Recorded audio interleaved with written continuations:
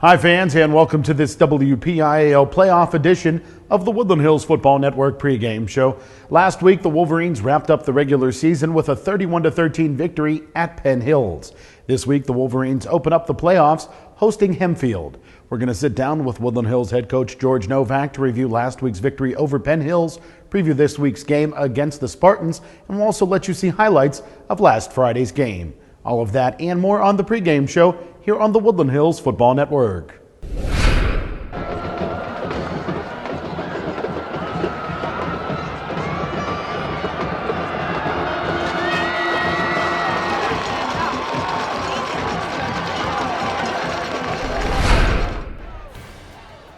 Kistner in the offset pistol. He'll hand off. No, it's going to keep it himself this time as he carries the ball into Woodland Hills territory. And first down thus far in this drive. Pressure on Kistner. He'll throw it to the right-hand side. Robinson on the reception. He'll drive his way forward. Still on his feet inside of the 30. Headed down towards the 10-yard line inside of the 5, and it's a touchdown. Hard count. Draw handoff. Sanders bursts free. He's into Indians territory. Inside of the 40. Inside of the 30. Inside of the 20. Down to the 15-yard line. He'll be brought down close to the 10-yard line. And Miles Sanders has eclipsed 4,000 yards in his career. Handoff. Sanders bouncing it right. Tries to turn the corner off of a stiff arm. He will take that stiff arm into the end zone. Kistner's going to keep it this time himself. He's going to run to the left. Springs free. Finally banged around and brought down. Motion man from right to left. Kistner's going to hand off, and the tailback is hit hard by Damon Johnson. Johnson brings the back down as he took the handoff. Straight drop back by Kistner. He's going to step left. Now he's going to be hit, and he's going to be driven to the turf with the sack. Saeed Holt. Cooper in the shotgun, sidecars to either side. Cooper's going to throw it down the left-hand side. Adjusting to the football is Jamon Dunn, and he'll fall to the turf and catch the football at the Penn Hills 49-yard line. What concentration by the future Robert Morris Colonial. It's a first down for the Wolverines. Handoff, no, it's Cooper keeping it himself, driving his way forward inside of the 30, brought down inside of the 25-yard line. Handoff, Shaw, he's got a gaping hole inside of the 20, inside of the 15, 10, 5, end zone, touchdown, Joel Shaw, a 24-yarder, and the Wolverines take the lead. They'll hand off, Joel, gaping hole across the 20, across the 25 to the 30, brought down at the 35-yard line, and a big run for the big fella. Cooper's going to keep it himself across the 40 to the 50-yard line, running to the near side inside of the 45 to the 40, stepping out of bounds near the 30-yard line. Sanders motions from left to right. He'll take the end around. Picks up a block from Joel Shaw inside of the 20, inside of the 15 to the 10 to the 5, where he's forced out of bounds. Handoff. Shaw barreling his way forward, turns his back to the goal line, lays his way down across that goal line for a Woodland Hills touchdown, and Woodland Hills on top, 19-7. Handoff, counter, bouncing it right, Sanders, dancing. Now he'll bounce it to the outside and into the end zone. He'll go for the two-point conversion. Now a back motions from left to right. Handoff, driven to the turf hard is Tim Smith as a Mon Baldwin Youngblood knifed through. As the handoff goes to Tim Smith, he runs to the near side right inside of the 30, trying to cut it back around the 20-yard line. He'll be brought down. Low snap, Kistner corrals it. He's pressured late as he steps to his right-hand side. Now he'll dump it off along the near boundary. A diving attempt at an interception, and nearly coming out of there with it was Jawan Hill. Kistner, he'll keep it, running left this time. Inside of the 10, inside of the 5. He'll cross the goal line for a Penn Hills touchdown. Handoff, Shaw, gaping hole, inside of the 40, off to the races to the 30, cutting it to the 20-yard line, still on his feet to the 10-yard line. How did he do it? It's a huge touchdown run of 53 yards. Sanders motions from left to right. He'll take the end around, gets a nice block from Shaw. Miles across the 40 to the 45 to the 50-yard line. He'll be chucked out of bounds along the far sideline. Pass to Miles Sanders on the near side. He'll bounce it to the outside, inside of the 30 to the 25-yard line. Sanders motions from left to right. He'll take the handoff, picks up another block from Joel Shaw. Sanders, he's got the first down and more, brought down around the 6-yard line. Handoff to Shaw. He's hit as he takes the handoff back around the 5-yard line. Sullivan Folio will attempt a 21-yard field goal. Good snap, good hold, and that kick is good. Hard count. Kistner drops back. He's pressured. He's going to step up. He's going to be wrapped, and he is going to be brought down. Saeed Holt and Big Wilford Clark combine on the sack. As Kistner will keep this one to himself, running right. He's inside of the 20, inside of the 15. He'll be brought down. 3rd and 1 for Penn Hills. As Smith will carry it. He'll be met at the line of scrimmage. The ball came loose. The officials say that the back was down, but from our vantage point, that certainly did not appear to be the case. Kistner will pass. He'll throw. It's intercepted by Woodland Hills. Here comes Tariq Thompson. He'll come to the near sideline, tries to sidestep an Indian, but he will be brought down at the 19-yard line. And yet again, Tariq Thompson with an interception in an opponent's end zone, thwarting a threat. Handoff, Miles Sanders dancing, bouncing it to the near side right across the 30, across the 35 to the 40, to the 50-yard line. He looks to cut it back. They say he stepped out of bounds along the near boundary. Twins right, one receiver left. Handoff, Shaw bouncing to the left on the counter. He'll spring forward, jumps over a Penn Hills Indian. It's a first down for the Wolverines as Joel Shaw is brought down at the 31-yard line. Cooper hands off. Sanders running right.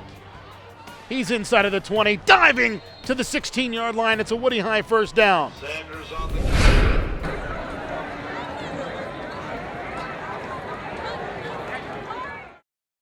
We are the Woodland Hills Wolverines. Since 1987, we've been a part of some of the most electrifying football games in Western Pennsylvania, and we've established a national reputation of excellence. Whether you're a former player, a Woody High alum, a parent, or a fan, you're part of our Wolverine family. And now you can join us by becoming a part of our new booster club, the Wolverine Nation. Visit WHFBA.org and see how your donation can help our student athletes while earning you unique benefits. We're more than just a booster club. We are the Wolverine Nation. Hi again, fans, and welcome to this WPIAL playoff edition of the Woodland Hills Football Network pregame show. Adam Gusky here, sitting down with Woodland Hills head coach George Novak. And Coach Novak, before we talk about this Friday's game against Hempfield, let's take a look back to last Friday's victory over Penn Hills. They gave you an early test, but you hung strong and were able to pull out a big victory down the stretch. Yes, Adam. You know, going into the game, we knew it was a big rivalry game between Penn Hills and Woodland Hills. And as all rivalries, you can throw out the records and everything else. And, you know, Penn Hills has a very good team. Athletically, they match up with us well. Size-wise, they matched up with us well. And they gave us a battle for a while. And whoever plays them in the playoffs is going to have a tough seed. You know, during the game, they came out and they well prepared. They moved the ball down their first possession and scored.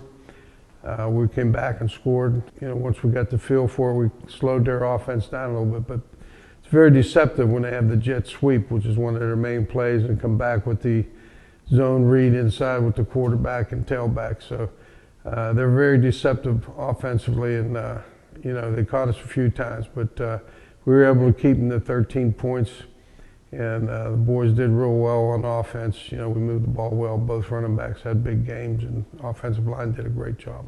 Usually we talk about the offense first, but I thought the defense was really notable, especially the play of both the linebacking core and the secondary. At halftime, we made a few adjustments. Coach Thompson and the defensive coaches made a few adjustments, and we came out and played a lot better in the second half. The secondary, I thought, had a real good, solid game. With, in fact, we had two underclassmen in there, sophomore Rodney Denard and Jawan Hill Jr. They both played at the safety positions, and they played very well. Made some big tackles, some big hits, and they proved that they could play on Friday night with us. Another player that seems to prove himself week in and week out is Tariq Thompson. He really has a nose for the football. Tariq's our leader on defense. You know, he's in the middle there, and you know, we made some adjustments the second half because he was playing a little bit deep, but we got to get him closer to the ball because he's a guy that is a run stopper for us. But he loves to defend the pass, and you know, for the second week in a row, he had a big interception in the end zone, and he's just all over the field defensively and does a great job. Let's talk about the offense now, and we'll start off with the offensive line. Anytime you can put together that much rushing yardage from three different players, obviously the offensive line doing something right. Yeah, they had an exceptional game up front. I thought the offensive line had one of their better games, and you know, the two guys that stood out the most are Wolford Clark, who's, you know, he's a warrior week in and week out, And Eric Mitchell had a real good game playing at tackle spot. So, those two guys really played well. The other guys played well too, but those two stuck out. Running the football, you got two backs that get 190-some yards in the game. You're doing a good job up front blocking and getting them through. And, Miles uses his speed and his moves, and Joel, he uses his moves, and he just, once he sees that goal line, it's hard to stop him from getting there. Coach, let's talk about Miles Sanders. First of all, the first player in Woodland Hills history to eclipse 4,000 yards. Miles had the good fortune of being here when we needed a running back in 9th grade. He was very talented. We saw that, and he had the opportunity. And he had 4 solid years of playing. He missed several games each year with injuries, but he's had a solid career where he's played for 4 years. We had a couple backs that played 2 years, the junior and senior year, and they were near 3,000 yards. So, had they played 4 years, I think they might have been able to do it. But give credit, because Miles was a young puppy in there in 9th grade, and he did a great job, and he's grown and developed, and being one of the top backs in the country this year. Let's talk about Joel Shaw now, and you've talked about his tenacity for the end zone and 3 touchdowns this past week against Penn Hills, and he just sometimes seems like he cannot be stopped.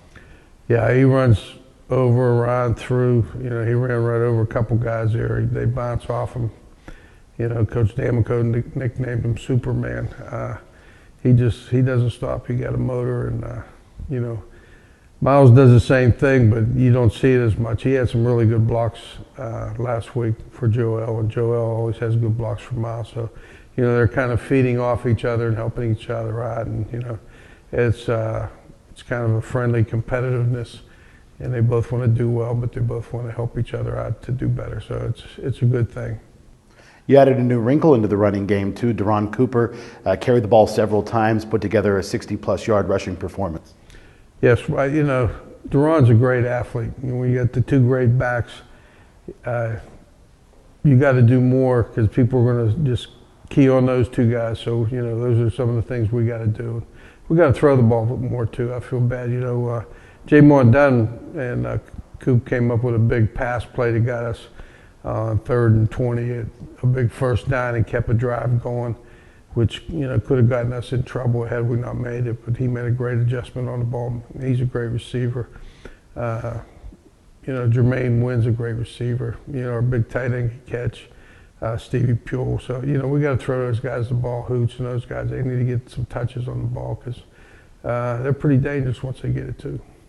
Coach, let's talk about this week's game against Hempfield. First of all, you're the number 1 seed taking on the 16 seed. How do you prepare for a game where your team may overlook an opponent? Well, you know me, Adam. I never let them overlook anybody. This team has some weapons. They run some similar things that Penn Hills do with the zone read. They're running back. In fact, he's a nephew of one of our former principals, Clyde Jones, and he's a good running back, great speed. I'm sure he could play at a lot of places. And the quarterback's very shifty, good athlete. He makes a lot of plays, and they like to throw the football. So, they're a scary team. Their record's not as good as some of the other teams, but they got some potential. And Hempfield's one of those bigger school districts in the WPIAL, and they got big guys on their offensive and defensive line. So, it'll be a challenge for us, and it's another challenge along the road here that we got to take on, and we can't overlook them. But we won't overlook them, because we've enjoyed the victory for a day, and now we're back in the business, and we got another step to take to get to our final destination. You talked about the size of the defensive line for the Spartans. D, what else can we expect from the defense from Hempfield? Well, Adam, defensively, Hempfield is tough to prepare for, because they use 2 different fronts. They'll come out and use a 4 front the first half of the game, and then the second half they'll use a 5 front, or vice versa. So they move people around and do different things. So during practice this week, we got to practice against both fronts, so we're prepared for whatever front they give us. So that makes it a little bit more difficult for our guys. And along with that, they run a lot of stunts with their linebackers inside and outside. So similar with some of the things that Penn Hills did against us. So we got to be able to pick up the stunts. And once you pick up the stunts, that's when you get some big plays. If you miss a stunt, then sometimes they can hit you in the backfield. But if you pick them up, you're off to the races, and they're chasing you. So and people have been able to throw on them. So, those are some of the things we got to try to look at and see where we can take advantage of some of the things that they're going to try to do against us. It's always see what we're doing, they make adjustments, we make adjustments, and you go back and forth, and whoever makes the best adjustments usually comes out on top. Well, Coach, this week the WPIAL playoff brackets came out, and this is one of the deepest Quad A fields I can remember. I think you're right, Adam. Since I've been coaching over 30-some years, I've never saw a bracket as strong as it is this year, top to bottom. If you look at the top 8 teams, 7 of them, there's 2 that are undefeated, of course, Penn Trafford and us, but there's the next 5 are 8-1, and that's just phenomenal. And there's a 3-way tie for first place in the one conference. And, they're all 7 great teams, and the 8th team is Bethel Park, who has a great football team. We battled with them. We were fortunate to come out on top, and they lost to 2 of the teams that are 8-1. So, and one of the teams that are 9-0. So they're right there as far as being able to compete in this bracket. And some of the other teams that aren't in that top 8 are pretty good football teams. Feel bad for Pine Ridge because I think Penn Hills has a very good team and they can be dangerous. Coach, usually we talk a little bit about alumni, but let's talk about something a little bit different here in our last question. Le'Veon Bell was in the locker room at halftime of your game against Penn Hills, and being not only the head football coach but the athletic director, you've got to be pleased with him selecting 10 Woodland Hills athletes for his Bell's Boys project. Yeah, I was very excited about it, and we've been fortunate. Actually, one of our principals got involved, Mr. Murray and Candy Nagy. She kind of spearheaded that and got 10 athletes from Woodland Hills. 6 of them were football players, and he invited them down to a dinner and then talk about different things that are going on in their lives and some positive things that they could be thinking about and doing and planning for their futures. And it was just a bonding type of thing, and it was a great experience for our kids. And like I say, he's become friends with several of our players. Kind of took Miles Sanders under his wing when he met him down at the Steeler practice facility, and talked to him a lot. And I know they text each other and things, but he came to watch our game, and came up into the locker room at halftime, which was very positive, especially since we were winning. But and he's also friends with Coach Narduzzi down at the University of Pittsburgh, and Coach Narduzzi and his wife, and Coach Cheney, the offensive coordinator, came to watch our game, and they were very impressed with several of our players, including Miles and Joe Elshaw. So it's kind of nice to see those type of guys come to your game. And he stayed the whole game. Well, not too many coaches come and will stay the whole game, but he stayed the whole game. So that's pretty impressive. At one point, I understand 3 NFL players in your locker room at the same time with Preston, Lusaka Polite, and Bell. Yeah, Stevie's been helping us out this year, and he does a great job. Such a great coach, but he's going to be a great coach someday. He's great with the kids, and he has that low type coaching technique. He's not boisterous or anything. He's calm and collect, kind of like me. But he does a great job with the kids. They respect him, and they've learned a lot from him this year. And to my pleasant surprise, Lusaka Polite showed up down on the field before the half, and gave me a big hug. And it was just so great to see Lou, one of my all-time favorite players here at Woodland Hills. Coach Novak, thanks a lot for your time. Good luck this week against the Spartans, and we'll talk to you again hopefully next week in the WPIAL quarterfinals. Thanks, Adam. And I do want to say hello to my grandson Aiden up in New York, and Ava and Max at Bethel. We might be playing your school again after this week if we come up winners and they do. So it'll be another great game. You can wear Woodland Hills stuff to school again. Again, Coach, good luck this week against the Spartans, and we hope to talk to you again next week. We'll be back with more of the pregame show right after this here on the Woodland Hills Football Network.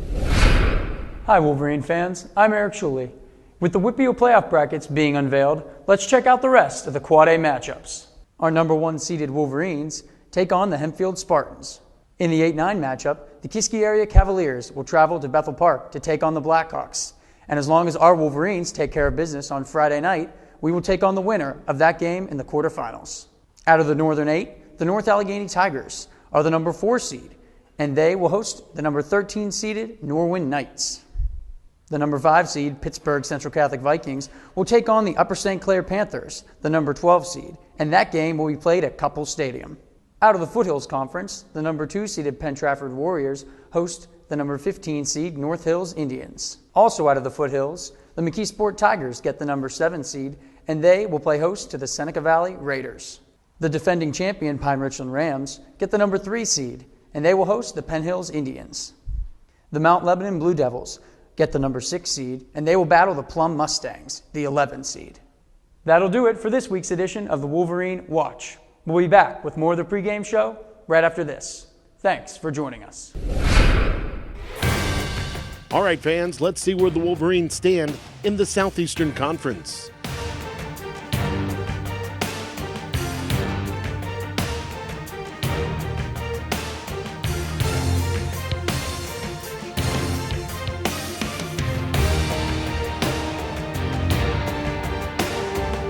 And now let's take a look at the MSA Sports WPIAL Quad A Top 10 rankings.